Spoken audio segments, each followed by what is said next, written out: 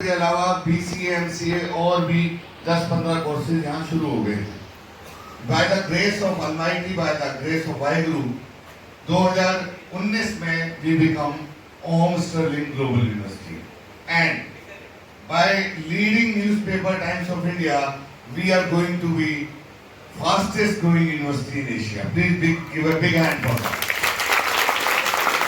Fastest growing university in Asia.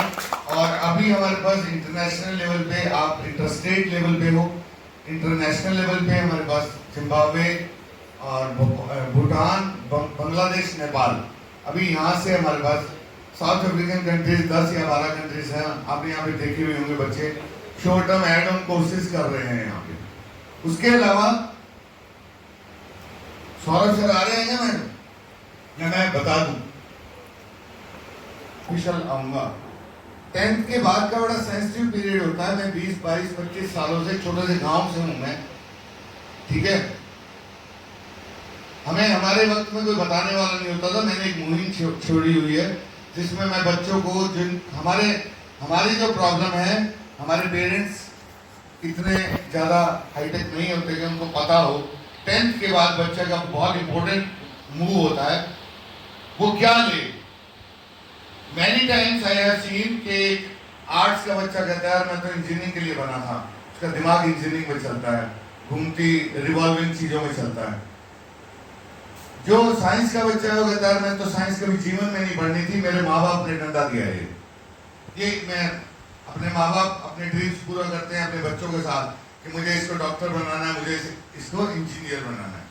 तो यहाँ पे आपकी जो 3 चीजें काम आती हैं, आपकी सेल्फ की कॉन्शियस, आपका API, आपका एटीट्यूड, आपकी पर्सनैलिटी और आपका इंटरेस्ट।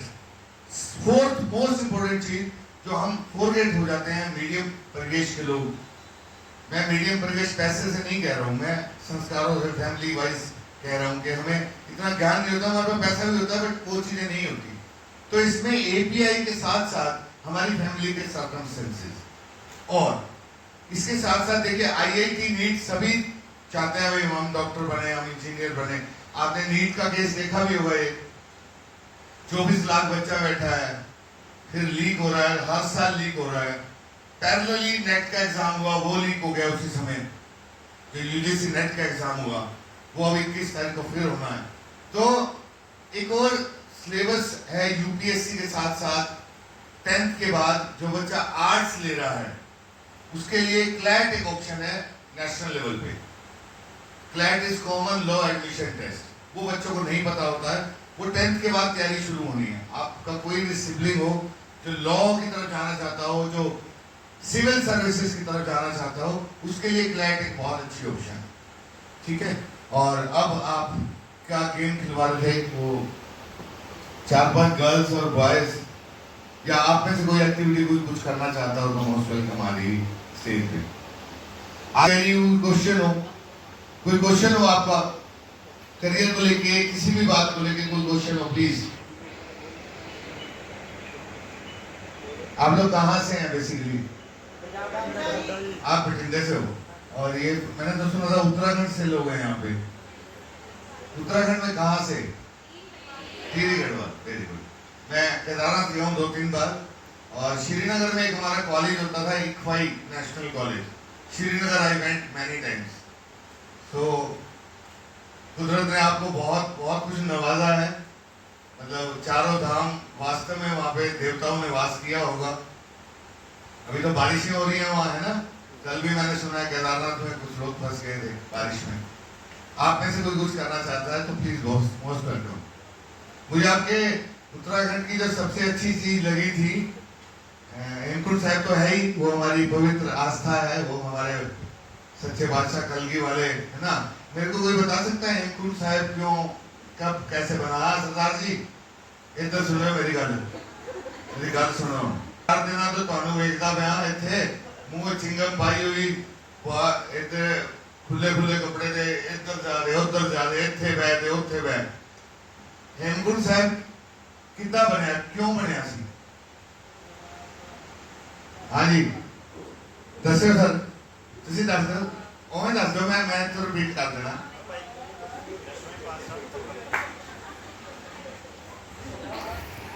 दसवें पातशाह श्री गुरु गोविंद सिंह जी पूर्ण जन्म में यानी पिछले जन्म में वहाँ बैठ के तपस्या करके आए थे और उसके बाद से ये वहाँ स्थान है और वहाँ शुरू से श्रद्धालु जा रहे हैं। एक बात और मैंने सर मानी थी, हालांकि उनका कर्ज जो पूरा हिंदुस्तान का उतार नहीं सकता, चारों हमारे शहजादे साहब उन्होंने कुर्बान कर दिए। सबसे बड़ा अगर मैं रोल मॉडल अगर अपनी लाइफ को समझता हूँ तो गोविंद सिंह साहब को समझता हूँ। ये बात एक और भी है, मैंने कहीं पे लिटरेरी पढ़ी थी ये बात ओशो के किसी लिटरेचर में, भी कि मैं इस बात में गलत हूँ तो उस चीज को अदरवाइज मत मानिएगा। उन्होंने कहा था कि मुगलों से जब लड़ाई हो रही थी तो माँ काली की उपासना की थी गुरु गोविंद सिंह जी ने, माँ काली, ये मैंने पढ़ा है। तो गुरु गोविंद सिंह जी के लिए तालियां बजा दो लोग। उससे ऊपर वैली ऑफ फ्लावर है, आप में से अगर कोई गया हो तो आपकी स्टेट का मामला है। वहां पे 2000 तरह के फूल हैं और वो उसको स्वर्ग कहा जाता है, इंडिया का स्वर्ग कहा जाता है। That is a wonderful place. आप इतनी अच्छी जगह पे रहते हो, इतने, हम तो यहाँ गर्मी में मरते रहते हैं। अब तक गर्मी है, अब सितंबर तक गर्मी रहती है, तो आप तो you are in a very good place, very lucky people you are. चलिए अब मैम के लिए 3-4 गर्ल्स बॉयज आ रही है, गेम खिलवाएंगे, फिर आपका कोई क्वेश्चन है तो प्लीज करिए। आपका छोटा भाई बहन है, आपको किसी कोर्स में जाना है, फिर मैं आपको फॉर्मली एक बार यूनिवर्सिटी का इंट्रोडक्शन दे रहा हूँ, 5 मिनट दूंगा, ठीक है? 5 मिनट। इंजीनियरिंग एक स्कूल है सेट, 14 स्कूल है इस तरह के, मतलब 14 कॉलेजेस हैं जिसमें हर तरह की इंजीनियरिंग है। जितनी भी कोर ब्रांचेस होती हैं, इलेक्ट्रिकल, मैकेनिकल, सीएससी आजकल आर्टिफिशियल इंटेलिजेंस, डेटा साइंस, इस पे बहुत ज्यादा हमारी सारी सीटें ऑलमोस्ट फुल हो जाती हैं। इसके अलावा एमसीए, बीसीए और एमएससी कंप्यूटर साइंस भी हमारे पास है। तो बीएससी का बच्चा चाहे जिसके पास कंप्यूटर्स हो तो वो एमएससी कर सकता है।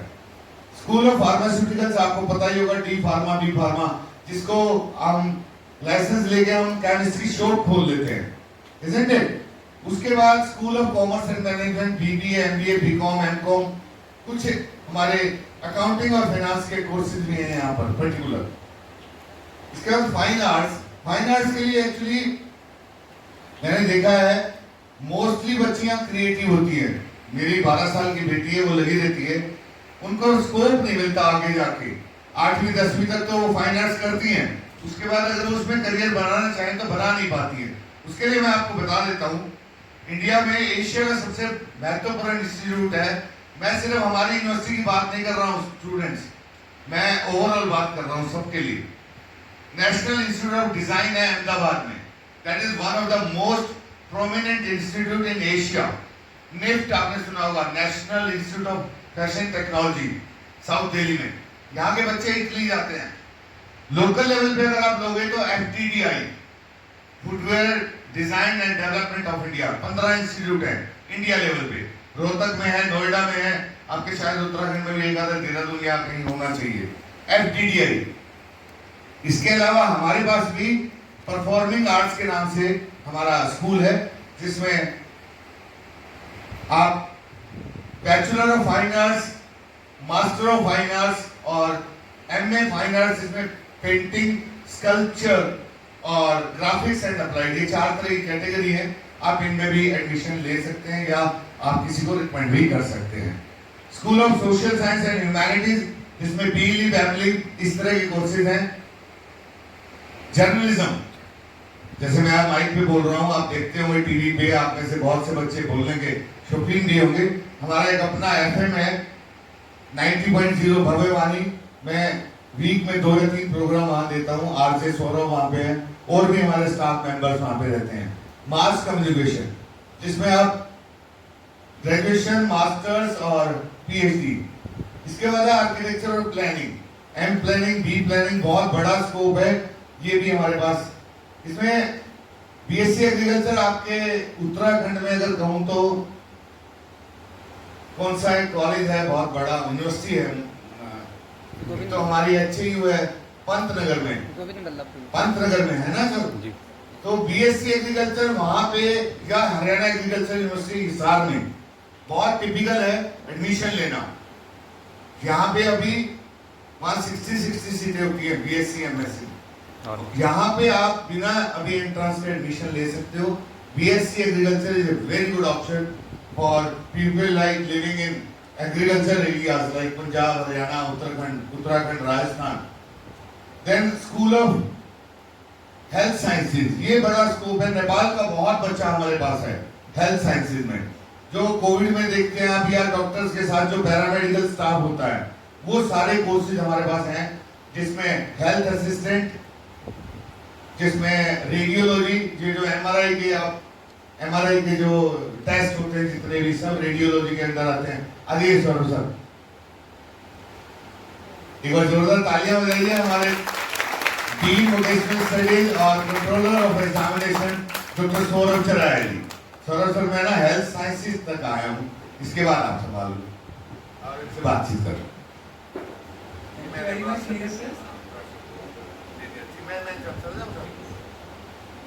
आपकी कोई भी क्वेरी हो किसी बच्चे को करियर को लेके, खासकर how to prepare for UPSC, CLAT, ठीक है, आप बैंक से मेरा नंबर ले लेना है, नीचे मेरे को मिल लेना, नीचे मेरा office. Thank you very much, thank you.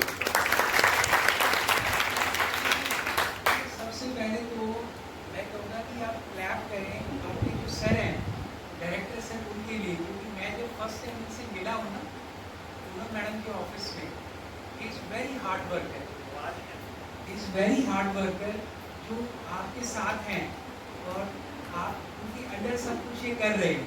Please clap for him.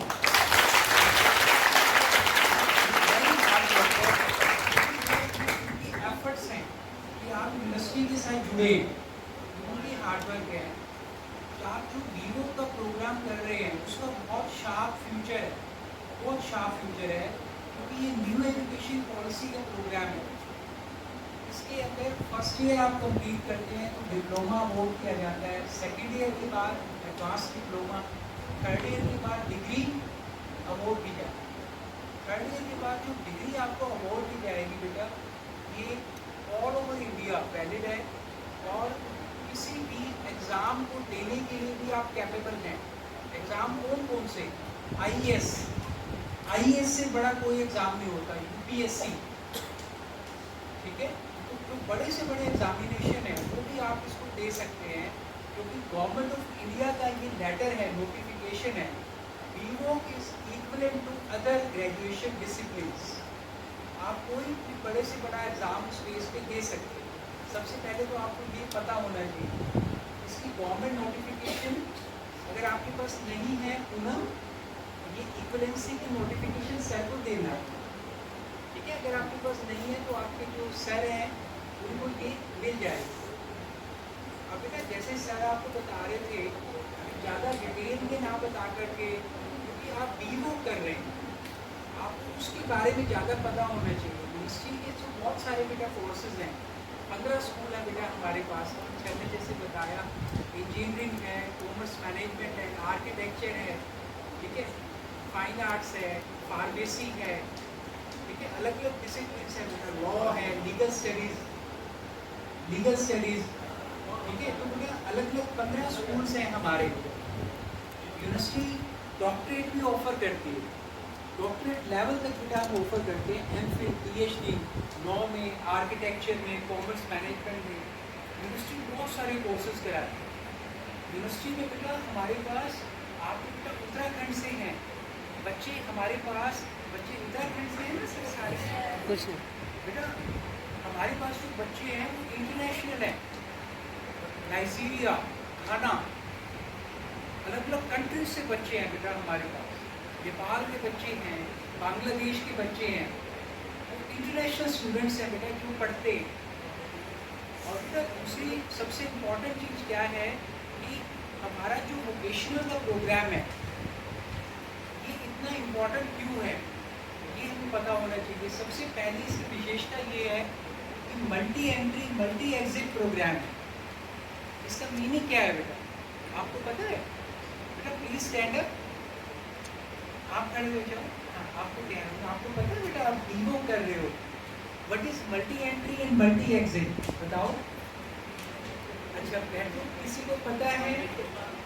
आप में से कोई बता सकता है मल्टी एंट्री मल्टी एग्जिट क्या होता है?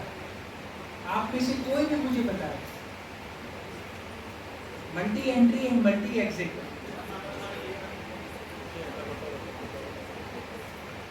आप बता सकते हैं?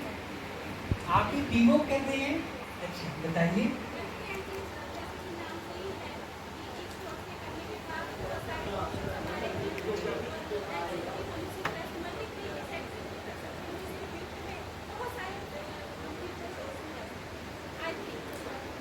मैं बताता हूँ आपको।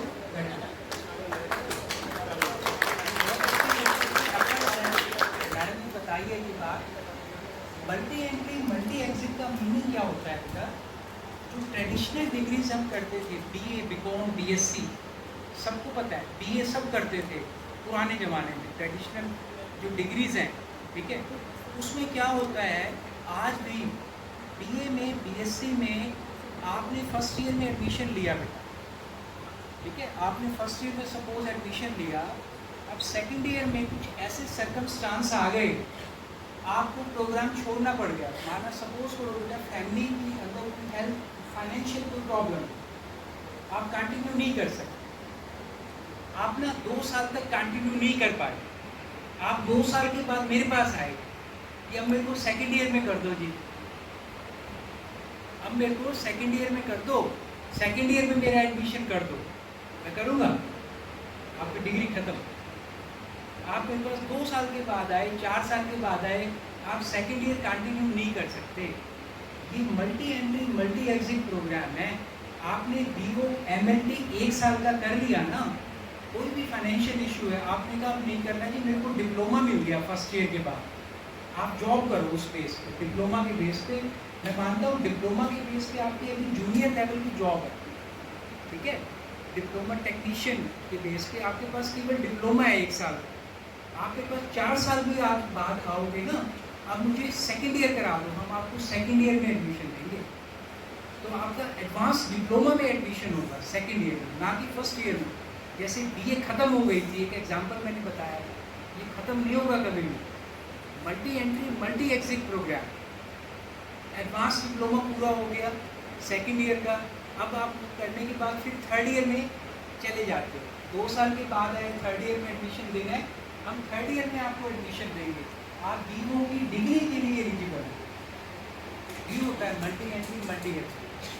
दूसरी इंपॉर्टेंट इसमें चीज़ क्या मैंने बताई, इक्वलेंसी की, गवर्नमेंट ऑफ इंडिया की नोटिफिकेशन है, ये इक्वलेंट प्रोग्राम है, इस डिग्री के बेस पे हम यूपीएससी का एग्ज़ाम भी दे सकते हैं, गवर्नमेंट ऑफ इंडिया के लेटर में लिखा हुआ है ये, आप ग्रेजुएशन बेस पे जो भी जॉब भरोगे आप भर सकते हो, बिकॉज यू आर ग्रेजुएट। तीसरी इंपॉर्टेंट बात क्या आती है, तीसरी इंपॉर्टेंट बात क्या है, हमारे पास एक एग्जांपल बताता हूँ, आप समझ जाओगे। BVoc MLT, BVoc medical image technology, ये जो बच्चे करते हैं ना बीओ एमएलटी करने के बाद, हमारे पास बच्चे एमएससी एमएलटी कर रहे हैं, master of science in medical lab technology. अब देखो वो साइंस की डिग्री है, इसका मतलब क्या है, कन्वर्जन हो गया ना, इक्वलेंसी है तभी तो कन्वर्जन हुआ, ये तो क्या होता कन्वर्जन। मास्टर ऑफ साइंस की डिग्री कर रहे हैं, बीओ मेडिकल इमेजिंग टेक्नोलॉजी का बच्चा क्या करता है, सीटी स्कैन, एक्सरे, उसको ये सारी चीज़ें आती हैं, रेडियोलॉजिस्ट होता है वो। आप इसे करते हैं बच्चे मेडिकल इमेज टेक्नोलॉजी, कोई नहीं सर इनमें से बच्चा भी कर रहे हैं, क्या क्या कर रहे हैं सर, एमएलटी कर रहे हैं, ओटी और एमएलटी, ओटीएटी कर रहे हैं, ओटी पीसीएम ओटी, अच्छा। ऑपरेशन थिएटर टेक्नीशियन और मेडिकल लैब। तो बेटा इम्पॉर्टेंट चीज़ यहाँ क्या है बताने वाली, कि कन्वर्जन हो जाता है, आपकी बीवॉक की जो डिग्री है, आपने एमएलटी की, आप एमएससी एमएलटी में किसी भी दूसरी यूनिवर्सिटी में जाके एडमिशन ले सकते हो। हमारे पास एमएससी एमएलटी के अंदर कितने ऐसे बच्चे हैं जो अदर यूनिवर्सिटी से बीवॉक करके आए हैं और एमएससी कर रहे हैं एमएलटी में, क्योंकि इक्वलेंसी है। बीवॉक के बाद आगे एमवॉक भी होती है, एमवॉक मास्टर ऑफ वोकेशन, ये 2 इयर्स की मास्टर डिग्री है, हमारे पास बच्चे एमवॉक भी करते हैं। अब बेटा ये भी मैं आपसे कहूँगा कि आप जैसे बीवॉक कर रहे हैं ना सर की गाइडेंस में, और कितनी आसानी से हो जाएगी, आपको पता है बहुत अच्छे मार्क्स आएंगे सबके, बहुत बढ़िया। आपको प्रैक्टिकली नॉलेज लेनी है, प्रैक्टिकली आप नॉलेज अच्छी तरह से लो, क्योंकि स्किल बेस्ड प्रोग्राम है। सर बताते हैं वहाँ हमारी जो लैब्स हैं कैसे बच्चे प्रैक्टिकली करते हैं। आप प्रैक्टिकली करोगे तो बहुत अच्छा है, क्योंकि बेटा आपने जब भी किसी पेशेंट को हैंडल करना है हॉस्पिटल में जाके, अगर आपको प्रैक्टिकल एक्सपीरियंस होगा, आपको काम करना आता होगा, तभी आप काम कर पाओगे ना। बेटा हर डिस्ट्रिक्ट में मल्टी स्पेशलिटी हॉस्पिटल्स होते हैं, आप जिस भी डिस्ट्रिक्ट के हैं वहाँ भी तो होंगे, आसपास भी होंगे। आपके लिए बहुत अच्छा जॉब का फ्यूचर है, क्योंकि हेल्थ वर्कर्स की बहुत जॉब है, बहुत डिमांड है। अब बेटा देख लो, कोविड आया था, कितनी डिमांड है। डॉक्टर बेटा कुछ भी करता है ना, सीधा कहता है कि शुगर टेस्ट, ब्लड टेस्ट, पहले ब्लड टेस्ट की रिपोर्ट लेके आओ, शुगर टेस्ट पहले करवा के लाओ, उसके बाद में चेक करूँगा। सही कह रहा हूँ मैं? और बेटा मेडिकल लैब टेक्नीशियन है आप, ठीक है, आप अपना क्लिनिक खोल सकते हैं। आप सीधा सबसे पहले आपके पास पेशेंट आएगा, रिपोर्ट आप देंगे, तब वो डॉक्टर के पास जाएगा। तो मेरा कहने का भाव ये है कि हॉस्पिटल्स में ज़बरदस्त डिमांड है हेल्थ वर्कर्स की, और हमेशा रहेगी। पेशेंट जो हैं हमेशा डिमांड रहेगी। अब डिपेंड करता है आपका एक्सपीरियंस कितना है, आप कितना सीखे हैं। आपका बहुत अच्छा एक्सपीरियंस है, सर्जन आपको अपने साथ रखेगा। गलत कह रहा हूँ सर मैं? आपका अच्छा एक्सपीरियंस है, धीरे धीरे आप ग्रो करेंगे, और आप मास्टर डिग्री भी कर सकते हैं आगे, एमवॉक के बाद पीएचडी भी हो सकती है, डॉक्टरेट लेवल तक आप आगे जा सकते हैं। यूनिवर्सिटी में डॉक्टरेट भी होती है, पैरामेडिकल के अंदर होती है, आरआईटी में, एमएलटी में, ऑप्टोमेट्री में बच्चे डॉक्टरेट तक करते हैं। तो बहुत आपका शार्प फ्यूचर है, ठीक है, क्योंकि एनईपी का प्रोग्राम है, न्यू एजुकेशन पॉलिसी का, जिसके अंदर स्किल बेस्ड एजुकेशन के अंदर फोकस किया गया है। प्रैक्टिकल आवर्स को एनहांस किया गया है, प्रैक्टिकल आवर्स आपको ज़्यादा होने चाहिए, थ्योरी पार्ट पे कम फोकस किया गया है। ट्रेडिशनल एजुकेशन में क्या होता था, थ्योरी पार्ट पे ज़्यादा फोकस होता था, यहाँ पे प्रैक्टिकल पार्ट पे ज़्यादा फोकस किया गया, ठीक है। तो बेटा आपका बहुत शार्प फ्यूचर है, आप मन लगा के पढ़ाई करो, प्रैक्टिकली अपना अच्छी तरह से वर्क करना सीखो। अगर आप थोड़ी कम दिलचस्पी लेते हैं तो ज़्यादा लेना शुरू करो। मैं ये क्यों कह रहा हूँ, क्योंकि स्किल बेस्ड प्रोग्राम है, आपको पेशेंट के साथ डील करना है, ठीक है। आप जितना अच्छा कर पाएंगे उतना बेटर है, ठीक है। बच्चे हमारे पास इंडिया के हर स्टेट से हैं। अभी देखिए ये मैम आए हैं, ठीक है, मैम इज फ्रॉम केरला। जो प्रोग्राम है स्किल बेस्ड प्रोग्राम है, तो ये बहुत ही एडवांस प्रोग्राम है, ठीक है। और अभी ना आपका किसी का कोई क्वेश्चन है तो आप मुझे बता सकते हैं, कोई आपकी क्वेरी है। पेपर अच्छे हो गए ये बताओ, पेपर बहुत अच्छे हो गए। प्लेसमेंट सपोर्ट बात करिए। किसी का बेटा कोई भी क्वेश्चन है मुझसे आप पूछ सकते हैं, कोई भी किसी को कोई डाउट है। अच्छा ये मुझे बताइए, फर्स्ट ईयर के बच्चे जिन्होंने लास्ट ईयर फर्स्ट ईयर किया था, एक बार हैंड रेज करें, कितने बच्चे हैं जो सेकंड ईयर में फर्स्ट ईयर कर चुके हैं, अब सेकंड ईयर का एग्ज़ाम देने के लिए आए?